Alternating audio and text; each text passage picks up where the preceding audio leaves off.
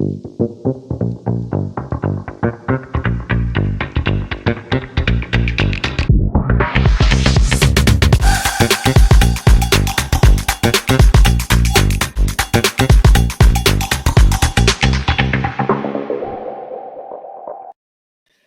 a todos y bienvenidos a Buy tu canal de inversión. Estamos una semana más en el informe semanal, es lunes día 22 y antes de que abra el mercado estamos grabando este informe semanal en el cual haremos un repaso de las principales noticias que afectan a nuestras inversiones y en concreto a nuestra cartera. Dicho esto y antes de comenzar, recordaros que en portfolioinversión.com podéis montar vuestra cartera de forma gratuita para hacer un seguimiento, que también tenemos una newsletter que recibiréis al suscribiros en Portfolio, además de una newsletter en inglés donde ponemos pues las noticias y los artículos que leemos a lo largo de la semana y nos resultan interesantes, pero que al no ser nuestros pues os los compartimos directamente. Y después que en análisisdeinversión.com publicamos nuestros análisis, tanto Martí como yo. También os invito a que os suscribáis al canal, que muchos no estáis suscritos, muchos que veis los vídeos y que dejéis un me gusta, y de esta forma pues YouTube pues mostrará este vídeo a más personas y seguiremos creciendo y haciendo más contenido para vosotros. Dicho esto y sin más dilación, vamos con el informe semanal. Y es que el Standard & Poor's ha tenido una semana muy mala, pero muy mala. De hecho, esto lo comentábamos en la newsletter que publiqué esta semana para los suscriptores de portfolio de inversión, en el cual hablábamos de la gran rotación, que es posible que haya ya una rotación de las Max 7, ya sabéis, las 7 magníficas, hacia otro tipo de sectores.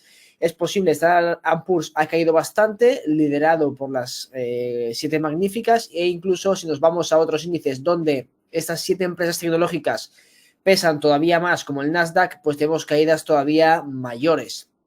Esto lo hemos estado debatiendo mucho tiempo. Temas de sobrevaloración, tema de descontar las mejores expectativas del mercado para este tipo de empresas, que al final de no cumplirse o de que haya una rotación en el mercado, pues podrían verse bastante perjudicadas. Consecuencia de la caída, pues que esta semana el Standard & Poor's ha caído un 2,36%, situándose en los 5.505 puntos. La verdad que una cifra bastante redonda. Y de hecho aquí podéis ver cuál es el porcentaje que ocupan en los índices. Por ejemplo, aquí vemos el porcentaje que ocupan dentro del Standard & Poor's estas grandes empresas, ¿no? En concreto estas 7 compañías. Ya sabéis que siempre hemos tenido las compañías predilectas, ¿no? de la época, por ejemplo, muy claro el de las Nifty 50, ¿no? Ya tenemos las 7 magníficas, que antes eran las FANG, ahora son las Magnificent Seven, ¿no? Podemos ver que estamos a niveles máximos donde estas grandes empresas están ocupando el 29 y de hecho ahora es todavía más, si no recuerdo mal en la newsletter lo puse y la escribí hace unos cuantos días, un 31% o así, y en otros índices todavía superior, como en el caso del Nasdaq. Y esto no suele acabar bien, de hecho incluso podéis ver que coincide con las recesiones, ¿no? Cuando el mercado se calienta mucho, pues podéis ver que esto no suele terminar bien. De hecho, en 2008 vemos que el índice de las grandes compañías, es decir, la representación de esas grandes compañías dentro del índice alcanza niveles muy elevados del 22%, y si nos vamos a décadas anteriores también llegamos a niveles bastante altos para luego revertirse y tener una fuerte corrección. Claro, ahora estamos en niveles máximos. En el caso de hacer una reversión a la media, veríamos cómo estas valoraciones caen o las otras suben, y de esta forma pues caen y suben y nos nivelamos a niveles más, por decirlo, racionales, ¿no? También podemos ver que estas empresas han sido las que han liderado a los índices. Aquí en la parte derecha podéis ver cómo han subido estas empresas, estas 7 grandes empresas desde diciembre de 2022 con un 71% de rentabilidad en agregado. Sin embargo, el Standard & Poor's por una parte y después el resto de compañías las Magnificent Seven, vemos que ha subido un 6%. De hecho, el mercado ha permanecido plano, de no ser por estas grandes empresas tecnológicas que han sido las que han movido los índices. Por lo tanto, el resto de empresas no va demasiado bien o el mercado no les presta la atención que deberían. Y de hecho, si nos vamos a ver valoraciones más en concreto, vemos como estas grandes empresas están bastante sobrevaloradas respecto a lo que viene siendo el mercado, y no todas estas están creciendo o justifican valoraciones tan elevadas como el mercado está pidiendo. De hecho, esto pasa muchas veces, el mercado exige con unos múltiplos, ¿no?, unos resultados de crecimiento y resultados operativos de beneficios, y si estas empresas decepcionan, a pesar de que no decrezcan y que la empresa sea buena y el negocio vaya bien, pero imaginemos, por decir un número aleatorio, ¿no?, que Nvidia está creciendo al 50% y el mercado descuenta que crezcan los ingresos al 50% durante los próximos 10 años. En el caso de que la empresa siga creciendo, pero en vez del 50 al 30, los múltiplos se van a comprimir y va a haber una caída brutal en la valoración de la empresa, a pesar de que la empresa siga creciendo, siga yendo bien, solo que el mercado descontaba unas expectativas tan positivas y demasiado optimistas. Por lo tanto, la corrección va a ser muy fuerte cuando las personas, el mercado, los participantes del mercado se den cuenta de que las empresas no cumplen sus expectativas tan elevadas que habían depositado en ellas. Y al final, también la racionalización que nos damos es siempre la misma en casi todos los ciclos de burbuja en las empresas.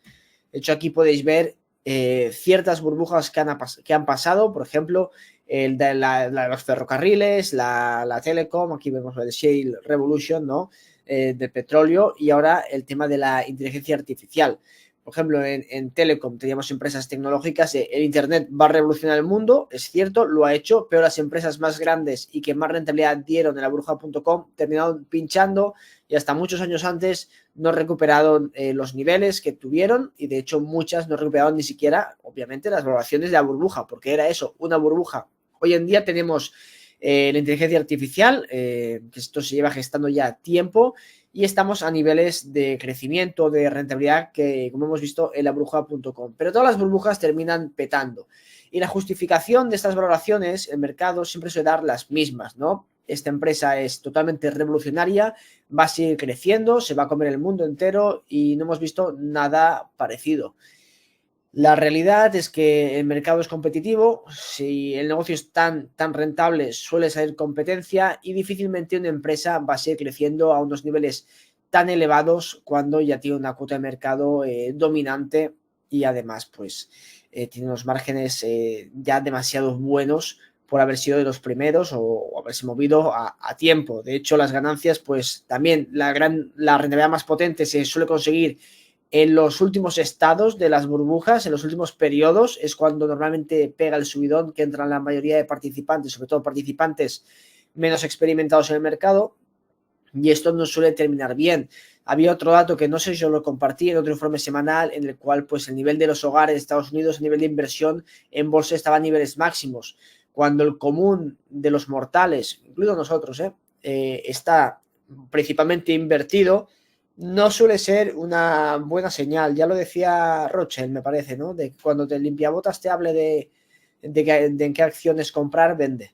Y es algo bastante común. Esto yo creo que es el indicador más claro, por ejemplo, del tema de las cripto. Cuando todos tus colegas están diciendo no veas con el Bitcoin o con la X cripto shit que han comprado, la shitcoin X que ha multiplicado por 10 y que se están forrando, cuidado, porque cuando todo el mundo está invirtiendo en este tipo de activos especulativos es porque la rentabilidad ha sido exprimida, han tenido buenos resultados o han visto que otras personas han tenido buenos resultados y se quieren sumar al carro. Y normalmente esto termina petando, y ya lo he dicho, si os vais al otro canal, al de Albert Mendoza, cuando hacíamos los informes semanales, como estamos haciendo ahora, que hemos vuelto, pero cuando los hacíamos y estábamos en plena burbuja cripto, ya os decía yo que cuidado, que el interés de las cripto está en máximos, el precio ha subido mucho, yo vendo lo mío, de hecho vendí la estación de minado y todo que monté para ver cómo iba, y no fue nada mal, y me deshice de prácticamente todo, y fue clavar el momento de la subida. También puedo decir que seguramente fue suerte, pero yo creo que es bastante claro cuando el ecosistema cripto, por ejemplo, está muy caliente, no es de las cosas más claras, ya que está más popularizado en el tema en el retail, y sobre todo retail joven. Entonces tiene ciertos indicadores o ciertas cosas que nos podemos fijar, como ya he dicho, que lo hacen bastante visible. Dicho esto, mi mejor inversión este año está siendo una shitcoin, pero yo creo que es suerte. ya cuando se haga el %, ya os diré cuál es. De momento, hostia, desde que la descubrí se ha hecho casi un por 10 y desde que la compré yo un por 4. O sea, nada mal, mejor que las Adriatic, que ya las comentaremos en el programa de Deep de la cartera, que hay que comentar Adriatic Metals por el tema que ha habido de los bosques ahí en Bosnia y tal. Que os adelanto, a mí no me parece algo realmente preocupante. Y mi opinión ya la compartí por Twitter y por el Discord de análisis de inversión. Un indicador interesante, y esto es un indicador secundario, ¿no? Que no es directamente cuando se publica, pues, por ejemplo, pues, índices manufactureros, etcétera, es el precio del cobre. Y el precio del cobre, la verdad, es que tuvo muy buen comienzo de año. De hecho, se calentó bastante el precio y como podéis ver en la gráfica que os he puesto un año, pues pasó ya desde el año pasado, pues de 3,5 a superar los $5 la libra de cobre, una muy buena subida. De hecho, desde mayo vemos que hizo máximos en casi 5,25, ya ha caído bastante, ha caído un 17% desde máximos el cobre. Y el cobre es un indicador que a veces se correlaciona con lo que viene siendo la actividad económica. Y es bastante claro, por ejemplo, aquí podemos ver el precio del cobre relacionado con el Standard & Poor's en el periodo 2016-2021, en el cual vemos que el precio del cobre sube y el Standard & Poor's sube, porque al final la actividad económica requiere un uso de este tipo de metales. Sí que entran otros factores de oferta y demanda dentro de la ecuación, ¿no? Para el cálculo del precio del cobre, pero se relaciona bastante, como digo, con el crecimiento económico, ya que si no hay crecimiento económico y no hay actividad, hay menos inversiones, menos compras de electrodomésticos o vehículos y menos inversiones en infraestructura. Por lo tanto, se correlaciona bastante bien con el crecimiento económico. Y a pesar, este gráfico llega a 2021, pero a pesar de que los índices siguen subiendo, no esta semana, que hemos visto como el Standard & Poor's bajaba con fuerza, el cobre sí que ha sufrido una fuerte corrección desde máximos. Y es que, como digo, hay indicadores mixtos desde hace mucho tiempo, pero parece ser que la economía se esté enfriando y es posible que ya estemos en una recesión, aunque difícilmente lo vamos a saber, y más viniendo las elecciones americanas, que ya sabemos que pues, ha pasado el tema de que ahora Biden ha dejado la carrera, se presenta Kamala, pero bueno, en este vídeo no voy a entrar a hablar de esto, ya que me van a hacer un shadow banning bastante guapo, como en los últimos vídeos que hemos hecho, que hablábamos del señor Donald Trump, el rey de los pelucon, como dice los venezolanos, ¿no? Y también pues con el programa de defensa, que a estos temas a la progresía de YouTube pues no le gusta mucho que los toquemos. Pero bueno, podemos ver aquí los trabajos publicados, ¿no? Esto es de Indeed, y podemos ver cómo han ido bajando. De hecho, sí que es cierto que todavía están por encima de la media esta prepandémica, ¿no? Y pandémica, pero vemos cómo cada vez se van publicando menos trabajos, el paro está en el 4%, con algunos ajustes podemos decir que está más, porque hay cosas interesantes que hablaremos ya más adelante y que ya hemos hablado en otros programas, donde cómo se está publicando los datos de empleo, ¿no? Pero la publicación aquí podemos ver de puestos de trabajo, vemos que va enfriándose y va bajando, lo cual no es positivo, ni mucho menos si en teoría estamos en un escenario de crecimiento económico y que todo está bastante bien, debería al menos estabilizarse, no ir bajando a este tipo de niveles. A nivel de petróleo ha sido una semana bastante mala, también se ha enfriado el precio en relación con los índices, pero los inventarios que se han publicado en Estados Unidos han sido bastante positivos. Vemos una caída de 4,8 millones de barriles de petróleo, cuando se esperaba que cayese menos, y el dato anterior pues también fue negativo, es decir, fue negativo en el sentido de que bajaron los inventarios de petróleo, y es positivo para el mercado de petróleo físico, a pesar de que aquí en los futuros y en el paper market tengamos estas fluctuaciones. De todas formas, el West Texas se sitúa en $78, lo cual no está nada mal. Y parece ser que una diapositiva ha implosionado y no la vais a poder ver, pero os la voy a comentar. Y es el tema de las exportaciones de petróleo ruso, que han caído bastante. De hecho, cuando edite el vídeo os pondré la diapositiva, ¿no? Entonces la estaréis viendo, así que no sé por qué he dicho que no la veréis. Pero bueno, podéis ver en la gráfica que las exportaciones de petróleo ruso van cayendo, y esto es bastante bueno al final para el mercado global de de petróleo, en el sentido de que el precio va a subir y esto nos va a favorecer bastante. Y ya para ir terminando, el precio del oro, niveles muy buenos, de hecho llegamos a máximos históricos, casi $2.500 la onza, y esto yo creo que va a seguir subiendo porque la devaluación monetaria va a ser la norma en esta década y ya veréis cómo las piezas van a ir sumando. Creo que hay una oportunidad en las minas de oro. Ya sabéis que llevo bastante oro en cartera, bastantes productoras, pero si no queréis invertir en productoras, a mí los ETFs no me acaban de gustar, aunque haré un programa de ETFs con Martí, que ya lo hablamos, en el cual ETFs interesantes y qué opinamos de cada uno. Si queréis que hable de algún ETF en concreto, de algún sector con ETFs, dejadlo en los comentarios, estaría bien saberlo. Si queréis que comente alguno específico, y si no, ya pondré los que me dé la gana y los que más me gustan a mí. Pero el oro muy potente, empresas que van a generar unas rentabilidades muy muy buenas, y si no, tampoco os compliquéis, comprad Franco Nevada. No es una recomendación de inversión, pero es mi principal posición en oro. Yo creo que una empresa estable, salvando pues temas de cobre Panamá, que ya hemos comentado anteriormente. Y dicho esto, con eso termino el informe semanal. Una semana movida en los mercados, veremos qué nos depara esta. Os invito a que os hagáis una cuenta en portfolioinversión.com, que os suscribáis al canal y que os paséis por análisis de inversión para ver los mejores análisis en español. Dicho esto, muchas gracias por ver el vídeo. Agradezco mucho que hagáis llegado hasta el final.